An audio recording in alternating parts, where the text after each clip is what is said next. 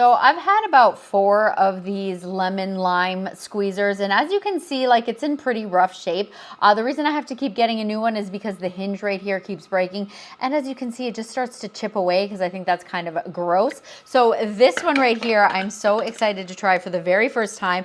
All stainless steel. This was sent for my review, and I am so pumped. This is a beauty. The other thing, just I want to show you before I try it for the first time, check this out. So I don't know about you, but I keep this in like a crazy, not a junk drawer, but there are just so many different kitchen things in there. Look how massive this is in comparison to this one. Nice and flat. It's going to slide in there and not take up a bunch of space. So that on its own is a major plus in my book. So we're going to go ahead, as I said, trying for the very first time. So inside here, you've got all these cool little like bumps. So that's what's going to help squeeze this together. And then on the bottom, you actually have like the little seed catcher, which I think is really cool. So I've just cut up some limes right here, and I'm going to put that in there, and I'm going to bring the glass underneath it. Again, never tried this before, no clue what I'm doing.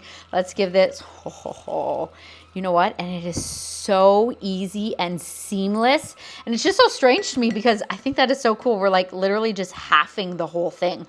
Wow, I'm just blown away. There's like no more juice left in there. Let's do another one. No seeds. I mean, these ones don't seem to really have seeds in general. That's a big one. Let's see how easy this is. Oh, hold on. I didn't put it in properly. Okay.